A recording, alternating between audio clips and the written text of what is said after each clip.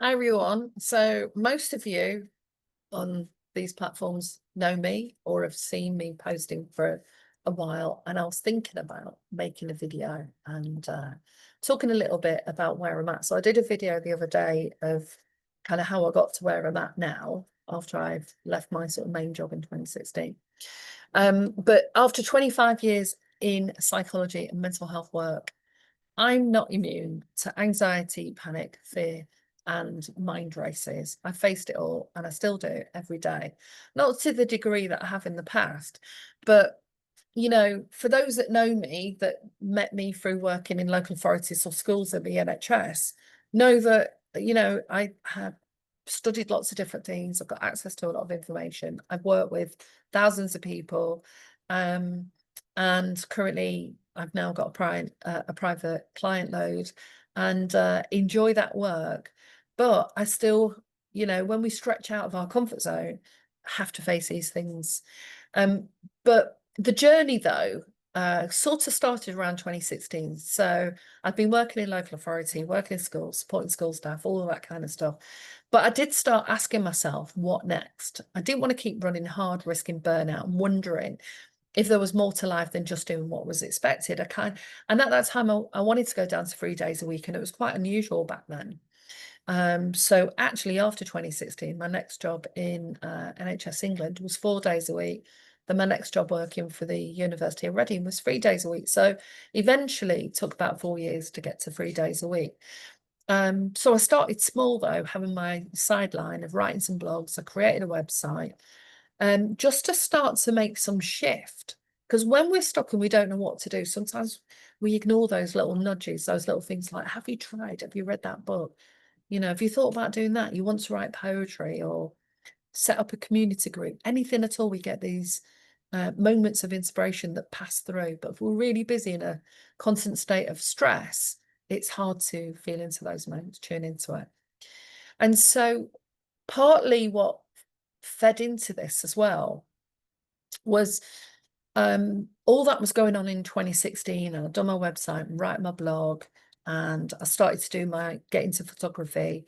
And I was working, I'd left NHS and went working at the university. And then, as I've mentioned on a couple of videos, I had a car accident in 2019 and I had 3 years of pain. The first year was hell. And then, and it affected me mentally, really, because of my age and will I be able to work for anyone again? And I really had a lot of concerns around that. And then, of course, in 2020, everyone knows what happened, and the realization of just having a safe 3 day a week job wasn't enough. And I knew that the contract was going to come to an end at any point anyway. So by the end of 2020, though, I still wasn't right to be able to really get off and launch in, whether that was for another business or for myself. So I did take some private work, and I worked on a project, which was really good because I had a lot of creative license, and it was setting up something for women who'd experienced domestic abuse. It was a wellbeing program linked to domestic abuse services. And we did all that online, remotely, started it from scratch. It was great. But it was also a lot of responsibilities. Anyone who knows in any of those sort of services that you're living with a level of angst. So that role was coming to an end towards the end of 2022. And I was saying to my friend, oh, I don't know what next. And she's like, Mel, just try anything. So I'd done my yoga teacher training. And during COVID, I did online teaching for 2 years. I was running a coaching group online for nearly two separate groups for 2 years. And I thought, okay, that little thought I had was I want to teach at festivals, wellbeing festivals, because I love all the mind, body, and spirit stuff. It's where I could go all the time outside of my professional world, buy crystal, chat about shamanic work, do some meditation, because it was still a little bit cloak and dagger. And it certainly was in my career. So I enjoyed that. So I contacted loads of wellbeing events that were taking place to say, hey, I'm trained in this, this, and this. Can I come and do a workshop, teach some yoga and meditation? Can I do some speaking? Can I try anything? Anyway, 2023 was the turning point because quite a few people said, yeah, come down, do that. And when I went and did it, absolutely loved it. And it really reconnected me with when I was delivering anyone on here that I worked with in schools on the targeted mental health training. And I used to really love delivering that training. So there was a lot of things that were stressful about a job, but I used to love the training element. And it reconnected me with that. And sometimes we forget, when we get into that fatigue or about job, or we're just in a constant state of stress. And in particular, when you're working in schools, we've got this constant cycle of seasons of different stresses at different levels at times of the year. Or if you're working direct with young people as a well-being lead in any way, or in the local authority and you're working with all the different departments, there are cycles of these stress phases we go through. So I did that in 2023 and I had loads of events that I went to, and that was great. So I decided 2024 I was going to expand that, and then I bought my camper van, which wasn't, I don't even know when I started having that thought, but that reconnected me, because when I was going to the wellbeing events, I was doing them all around the South Coast, and it just reignited my love of freedom, which was sort of reignited when my son went to uni, because I was going to visit him in Bournemouth and I'd take the camera, spend some time on the beach. And so there was a sort of symbiotic relationship going on with what was being reignited, but taking it into in a different way. So that was 2023, and moving into 2024, got my camper van. So some of you have seen my camper van videos, and so even though I've got 25 years of experience, I've managed services, I'm trained in loads of things, I've been in therapy, I've offered, all sorts of different things, I still need to manage my mind, my emotions, and those internal stories. And how can I guide and change others to grow, to change and grow, if I'm not applying those tools myself? That's important to me. So life, work, travel all continue to teach me. And I want to show that journey is actually real, messy, and beautiful. And it's also about living fully, embracing all those different parts of ourselves and creating a life that we truly want. And anyone that's known me, that I became friends with, know that some of those anxieties will go into new things, even though in my brain I can't always compute it. I've set up meetup groups in 2011 and ran one for 2 years, organising events, and then I organised events in the NHS, and I liked organising events. And then there's other things that I can find really stressful. So just to give you some idea, on a recent trip, and that's why I'm sharing so much more about Wales, because I've travelled around lots of different parts of the UK, and I've done a lot of the South Coast in that since 2016 to last year. And I spent a lot of time in Devon and Cornwall in my van. I've done a lot of the Kent Coast, Brighton, Bournemouth, Lyme Regis, all of those areas, but hadn't done South Wales. So it was a new area, and I was looking for that new dopamine hit, because we get dopamine when we go and do a new experience in an area. So we kind of know what to expect a little bit, but don't. So all I did was I got my Google map out and looked at South Wales, because I'd worked in North Wales. So I thought, I haven't done that side. That'll be great. It's August, but I'm like, school holidays, Devon and Cornwall is really a lot to drive, a lot of traffic, all that and stuff. I was like, oh. Anyway, so I was expecting there to be a lot of traffic, a lot of driving, and there wasn't. Took them out of Google Maps, and I thought I'll start at Bristol, because I like things in order. So I wanted to go in order around the coast. If I don't, it's almost like Sheldon off the Big Bang Theory, it's like if you miss a place, you can't put it down. So I was going in order, starting at Portishead and then driving across. And I love those bridges, the Prince of Wales Bridge and the other bridge. I love driving across those. I've done it twice on one day, because I just enjoy the experience so much. So yes, I'm a bit weird, but weird is good, doesn't it? But anyone who knows me knows I'm probably a little bit weird. Anyway, so I opened up Google Maps and I thought, where do I definitely want to go and visit? I opened up the maps, looked at the camping sites, and that's how I approached it. And I knew I had a window of 4 weeks, 3 or 4 weeks. And I've been in my van. The longest I've been in it was 2 and a bit weeks, because you are living in a tiny box. And the Instagram pictures are great, because you go, oh, look at this beach and it's flowing water, and but it doesn't show that how much you're dredging sand out your van, and you don't want it in the bed that you're sleeping in, and your bedroom is your living room and your kitchen. It's a studio apartment, a quarter of the size of a studio apartment. So it's great in many ways, but it's a challenge, because also this is where yoga comes in handy, because you've got to be able to move around that small space. As you get older, with clicky knees and hips and all that other stuff that goes on. So it brings up these challenges, and my whole goal is to maintain this state of well-being that I've learned to practice through doing yoga, through doing mindfulness and meditation, which I originally started doing because it was so bloody stressful when I worked at the council in the last year. And that's how I got into yoga. But I realized that sitting like Zen for 1 hour a week was not cutting it. So that's why I started doing it more. And then I went and did the training, and just yoga became a lifestyle rather than just putting on lycra and going to a class. So, and it's benefited me in so many ways, because it's helped me heal from the car accident. It's helped heal my nervous system. I still jump when I'm in someone else's car like that. When they're driving and I can't brake. It's a PTSD thing. I don't think I've got that now, but I've still got some remnants of it. But when you're driving yourself and you're in control, it's much easier to manage. So this is all these different lessons, and anyone who works in sort of psychology schools, professionals working with families, we know that there's risk and we know there's resilience, and we know that resilience is what gives us that capacity to face a challenge and bounce back from it. And there were some aspects of my Wales trip that really did challenge me way more than I had experienced before. And some things I might have avoided had I known I was going to come into contact with that. So it was about the trips helping me slow right down, exploring what was right and meaningful and purposeful to me. And what I wanted to get out of an area wasn't just the beautiful Instagram pictures of the beach. I wanted to find out more about the history and the people.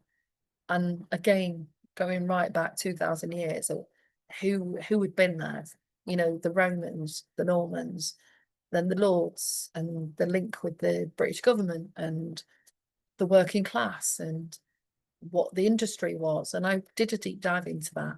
So I'm making a separate audio of the Wales trip, looking at changing spaces, because again, I've done a lot of deep diving into race culture class and the kind of the things that impact us and that travel with us through our childhood, adverse childhood experiences, things like that.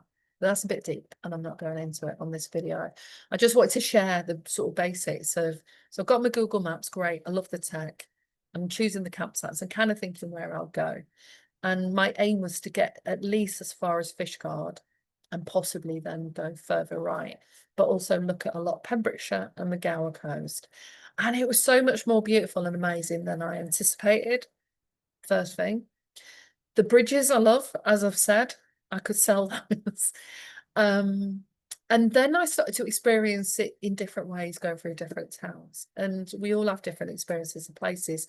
And because of the way our brain works, we will see some things in the same way and other things differently. I think some of the main stressors was on the maps. I hadn't been reading the maps in terms of gradient of how steep it was to travel down a hill onto some of the bays. And at some points, I wasn't just anxious, I was panicking. And that happened to me 3 times while I was on that trip. And at one point, I'm coming out of a steep bay like that. And there's a van coming down, and the woman, similar size van, is trying to get past, frosty faced, and I'm panicking because you've no momentum anymore. You've now got to do a hill start up a hill that I don't normally climb. Anyway, let's say I was really panicking. And this idea, for some reason, that the handbrake, you know, my brain goes into the handbrake won't work, maybe the brakes will go and I'll slide down the mountain and fall off the edge.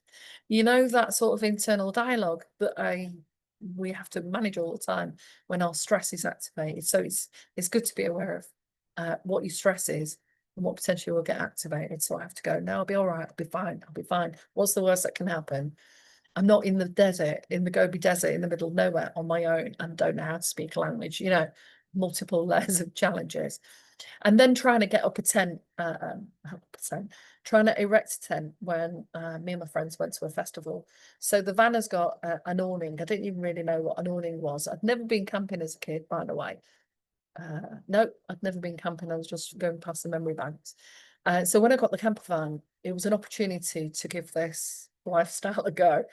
And so it comes with an awning, and I've no idea, and I'm scared about pulling it out because I would have to get it back in the bag because I knew that much that tents don't necessarily go in the way. Why isn't somebody created a tent that goes back in the bag much easier? So when we went to the first festival, we're putting up the awning.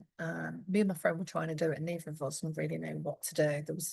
We sort of went on YouTube, I think, a couple of times, and then my third friend had come over, and I think she was in the guides, and she managed to put it up. So I realised it takes 3 people to get this awning up. Now it's really thick material; it's great, and it's much warmer in there. But I don't take it when I go on my own. I've learned that much. So if a friend comes with me, we've now got to dabble with, do we get a tent or do we take the awning? And it also takes up a lot of room. So plans go awry, things change, weather changes, and I still work online. I've got clients that I work with online all over the world. And so there was a couple of times where I knew I was going to be in a particular place and I needed to take a couple of hours out, and there's no signal anywhere. So that was a bit of a challenge that I wasn't expecting. But why would there not be a signal in the middle of the mountains? I mean, why aren't shops open 7 days a week? I'm in an area where it's 24/7. So we just go and kind of expect what we're used to having on a daily basis. So that's just the highlights of some of the fun that I had. And the pride, is it pride? Yeah. You feel really good. You get the dopamine rush and the endorphins, not only when you come out of that ravine and up the hill, but when you get back home, you go, I survived all those things that was stressing me out.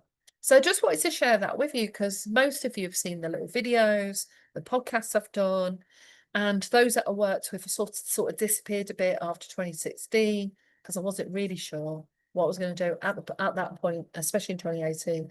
I'd gone to Italy and I thought I was going to go and stay there. So it's a bit of the reality behind the scenes and how it's a playground for curiosity. I'm curious, and also for resilience and growth. And my confidence has massively increased since I did the Wales trip. And what's also bizarre is anyone who's got a van that stays in it a lot will get this, because my house is like a 2-bedroom terrace, and most of the time it feels too small. But when I go and spend a few weeks in the van, I come back and I feel like I'm living in a mansion and my bed feels huge. So the sense of gratitude just really sort of expands, and that's a nice experience. So hopefully you've liked that video, and I just wanted to share a bit about that trip. If you're going to anywhere in Wales, it's all beautiful. I think the car parks are fairly priced. They're all fairly similar. Some of the toilets you still need coins, so I would take 10 pences, 20 pences, and 50 pences. As I said, the number one for me was the bridge. I love Clifton. I like Clevedon and Portishead. They're well worth a visit as well. And it's nice for kids. I've got a little lake there where you can go on these plastic boats that look like swans in Portishead, and there's an open air pool there. So if you're going to go in that direction, stop at Portishead. Pool's like £6 to get in, and it's lovely. It is 1950s retro, and it's basically a cubicle with a little shower curtain, like what we used to do as kids. And Newport didn't really stay in. This is a quick overview. I went to Carmarthen. I liked Carmarthen Castle, and that's where I really started diving into the history. Tenby was beautiful. Saundersfoot was amazing, but that was where one of the places. Can't remember the other bays. And there's quite a few bays that I'm going to put on the list that were so worth the visit. And they do a lot of surfing and stand-up paddleboarding as well. I really liked, and I didn't spend enough time. So when I go back, I'm going to. Name's gone, it'll come back to me in a minute.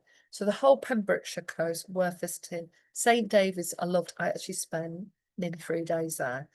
A lot of time in the cathedral and in the ruins next to it, because it's right in a, it's called a city, but it's actually like a village. It's steep, so if you've got mobility issues, start training now, on an incline of 15 at least, because I thought my heart was going to pop out going up that road several times, because I parked in the car park at the bottom and walked up, but there is a car park at the top as well. So there's plenty of car parking space. St David's beautiful. It's free to get in there, but you pay to go into the Bishop's Palace, which is worth it. It's nice. I'm not normally into things like that, but I don't know, maybe it's a thing about getting older. Fishguard was beautiful, but it was like a ghost town. I think they all went somewhere else. And of course, you can get the ferry there to Ireland, which I was dabbling with as an idea. And there's some beautiful pockets, especially St David's, because it's got St Non's Wells, and there's about 5 different places. And apparently, if you go to St David's, I don't know how true it is, it's like 2 visits to St David's. It's like 1 visit to Rome. So look at that, what I've come back with. And I've got my little pendant that I bought from there. So hopefully you've liked this video, and hello to everyone that I haven't seen for ages. I hope you guys are all doing well. My videos are really just about inspiring people to create a life that they love, and whether they're still working full-time or part-time, and work out how to do that, you know, whether it's short bursts or as mine are going in longer bursts, because I decided that's what I want in my life to look like. And it's looked like that in 2022, 23, 24, and now 25. So I've got to consider what my plan is for autumn and winter. And it's a great way to start combining all the different things I'm interested in. I'm definitely going to go back to Wales. I want to spend time that I haven't been to for ages. But I liked, when I come back from Shrewsbury, I went to a couple of villages around Hereford. So there's Landred, North Wales, and there's, I think it's Rosselwine, Hailwine. Really lovely around there. And I passed through there when I was coming from the campervan festival. And I thought, I'm definitely going back there. And I want to go further around the coast. And I might go, I think actually going in autumn again, maybe I'll go in October. Could be really lovely. You know, if there's still some sunshine, even if there's a bit of rain and it's cooler, because it was incredibly hot. So I've just fished all the sand out my van and washed it, because it ends up being like crystals all over the outside of the van, and got down to doing practical stuff again. So yeah, like and subscribe if you're on my YouTube page, and I've got a load more videos due to come out. And the Wales trip, where I go deeper, looking at personal, political, and all those levels and sectors of society, and my experience of that, is going to be called Changing Spaces, which links and connects with the masters that I did a good while ago, because I'm resurrecting that a little bit as well. So yeah, bye for now.